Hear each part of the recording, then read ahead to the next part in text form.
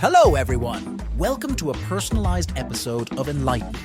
Today we dive into the realms of artificial intelligence, exploring the Turing test and its implications on machine thought, dissect strategic planning versus revenue goals in business, and unveil how cultural psychology shapes user interface preferences across the globe. Join us as we navigate these thought-provoking topics. What exactly is the Turing test, and can a machine genuinely pass it? Today, we delve into the intriguing world of AI and explore the boundaries that separate human intelligence from that of machines. The Turing test, a concept introduced by Alan Turing in 1950, proposes a simple yet profound question: can machines think? At its core, the Turing test is an attempt to measure a machine's ability to exhibit intelligent behavior, indistinguishable from that of a human. If a machine can engage in a conversation with a human without the human realizing they are interacting with a machine, it is said to have passed the Turing test. But the implications of such a test are far-reaching, touching upon the very essence of what it means to think and be intelligent.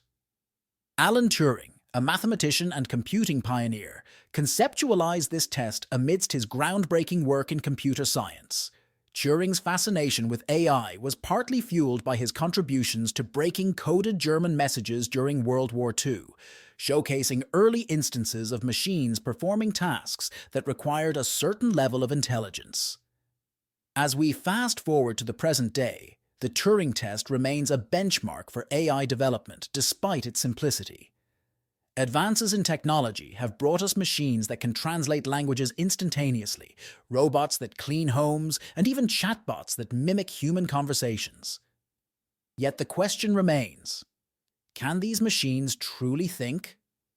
Critics argue that while a computer might be programmed to mimic thinking, it lacks a mind of its own. The complexity of human thought, they claim, cannot be reduced to mere code. This criticism points to an essential distinction between processing information and possessing consciousness or self-awareness. The history of the Turing test is dotted with intriguing attempts to blur the lines between human and machine intelligence. Take, for instance, Eliza and Parry, early chatbots that managed to fool humans into believing they were conversing with another person. In the case of Parry, even psychiatrists struggle to distinguish between transcripts of conversations with real patients and those with the chatbot. Yet, these instances did not fully satisfy the criteria of the Turing test, as critics were quick to point out. The Turing test has evolved over the years, with modern interpretations involving multiple judges and longer conversations. Competitions like the Loebner Prize have sought to crown the most convincing AI, with chatbots like Eugene Goostman achieving notable success by convincing a portion of judges of its humanity. Yet the question of whether any machine has truly passed the Turing test remains a matter of debate. Google Duplex demonstration of making phone calls to schedule appointments raised eyebrows and reignited discussions about the capabilities of AI.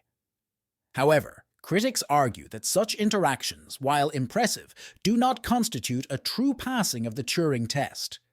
The Turing test has spawned various offshoots and adaptations, each aiming to refine the criteria for assessing machine intelligence.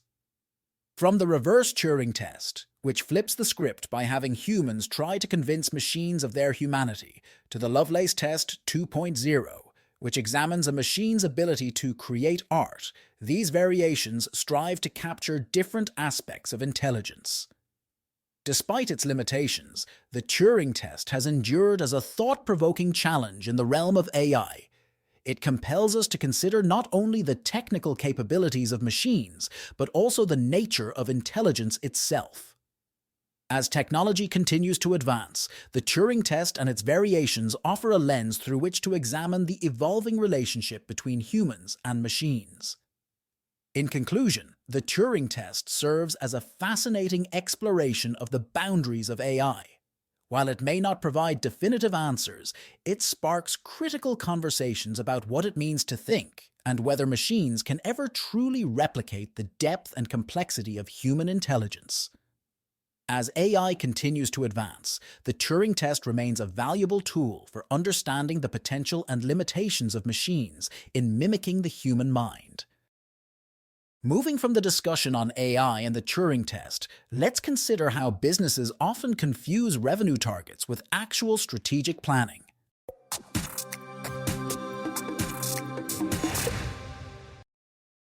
Why do companies often mistake revenue goals for strategies, and how can they effectively distinguish between the two to achieve sustainable growth?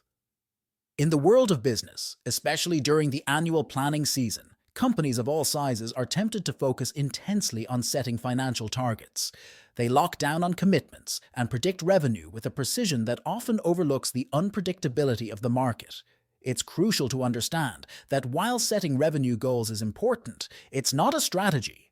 Strategies are about the how we plan to achieve these financial milestones through actionable and thoughtful approaches.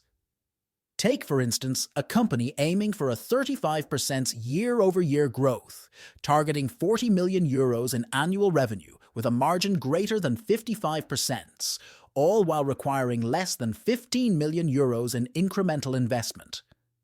These are ambitious goals, but without a clear strategy, they're akin to shooting arrows in the dark. Strategies require a company to make critical choices and to focus on a few areas where they can excel and differentiate themselves from competitors.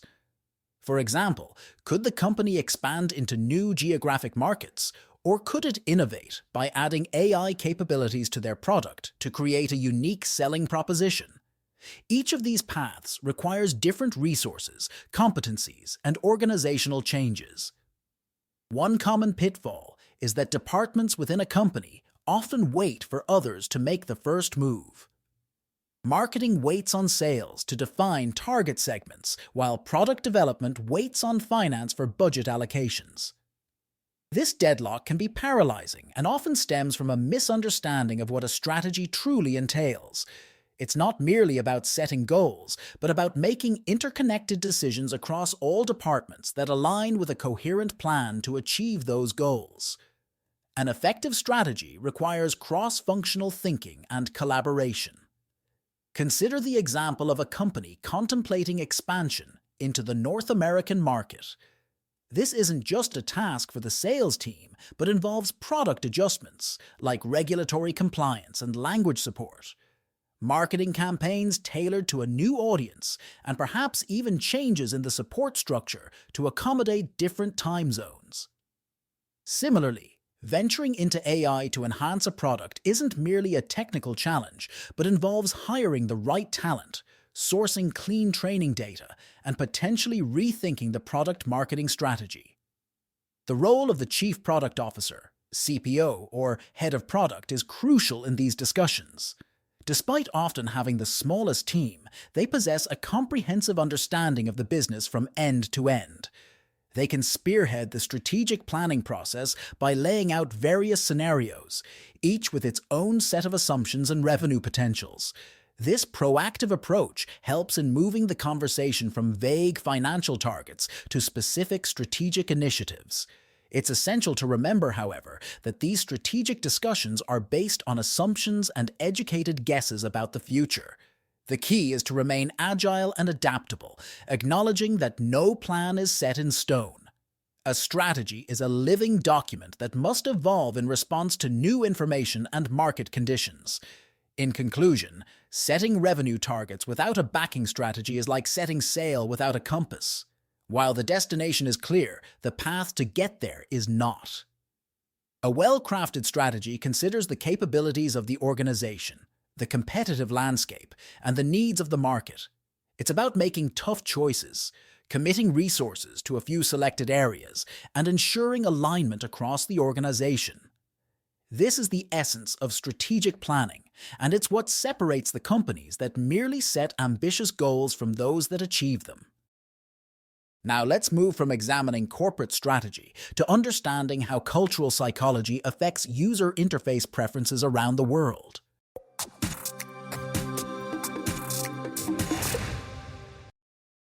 Why do some countries prefer more complex user interfaces, UIs, while others lean towards simplicity? This intriguing question reveals a fascinating intersection between cultural psychology and technology design, specifically in the realm of user experience, UX. Today, we're diving into the concept of risk tolerance and its impact on UI preferences across different cultures. Let's start with an interesting observation. Countries like Switzerland, the United States, Sweden, the United Kingdom, and the Netherlands top the Global Innovation Index. These nations share several common traits. They're wealthy, have Protestant roots, experience relatively cold weather, and have a significant portion of their population consisting of immigrants or descendants of immigrants. This background has cultivated a culture of innovation, partially fueled by a historical necessity to adapt and take risks due to unpredictable conditions and scarce resources. Contrast this with countries such as Spain, Italy, and Greece, where a more stable and predictable life was possible thanks to milder climates and established empires. These conditions did not necessitate the same level of risk-taking or innovation for survival. This divergence in historical lifestyles has led to different cultural attitudes towards uncertainty and risk, encapsulated in the concept of uncertainty avoidance, UA. UA measures the extent to which people feel threatened by ambiguous situations and their efforts to avoid these uncertainties. Innovation, by its very nature, brings ambiguity. New ideas and disruptive products transform life into an experiment, making low UA countries often better innovators. They have a cultural tolerance for the unknown, embracing change and uncertainty more readily than their high UA counterparts.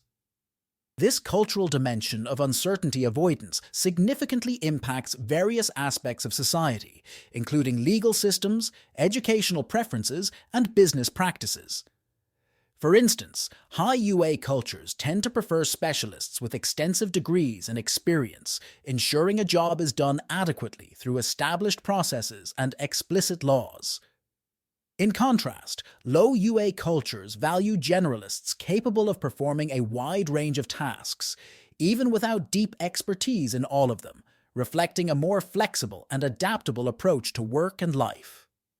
When it comes to UX design, these cultural differences manifest in distinct preferences for navigation, information design, and visual aesthetics. High UA cultures prefer more detailed and complex navigations, allowing users to thoroughly analyze all available options before making a decision. This is evident in the government websites of Belgium and Portugal, which feature well-structured content domains supported with sub-items for comprehensive review. Meanwhile, low UA cultures, such as those in Hong Kong and the UK, adopt a more abstract navigation structure. These users are comfortable exploring and making choices with less information, indicative of their higher tolerance for uncertainty and ambiguity.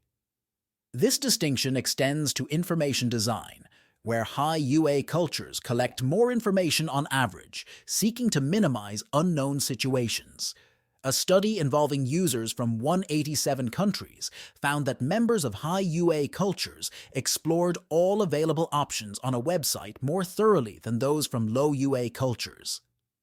The impact of UA on trust and online shopping behavior is also noteworthy. High UA countries place a greater emphasis on visible trust symbols, such as credit card logos, on websites. This is because uncertainty and trust are closely linked, with high UA cultures requiring more reassurances to feel comfortable making online transactions. So, how can this understanding of UA guide UX design for a global audience? The key is to aim for designs that reduce user uncertainty, including extra logos, lines of text, or a more complete navigation structure can provide the necessary reassurance for users from high UA cultures without significantly impacting the experience of users from low UA cultures. However, it's important to note that cultural dimensions like UA provide only one lens through which to view and understand a country's cultural preferences. They should be used holistically, considering other societal, economic, and institutional factors. There's no one-size-fits-all approach to designing for different cultures, but a deep understanding of these cultural differences is a crucial first step. By conducting user tests and refining designs based on feedback, designers can create more inclusive and effective UIs that cater to the diverse needs of a global audience. Thanks for tuning in to today's episode of Innovation Pulse. If you enjoyed our insights and are eager to learn more, the Enlighten Me app is just a tap away. Expand your knowledge with personalized content on over 20 diverse topics, from crypto to health and beyond, all curated to fit your interests. Download the Enlighten Me app now at the Apple Store or Google Play, or visit the enlightenme.ai website. Stay curious, stay enlightened.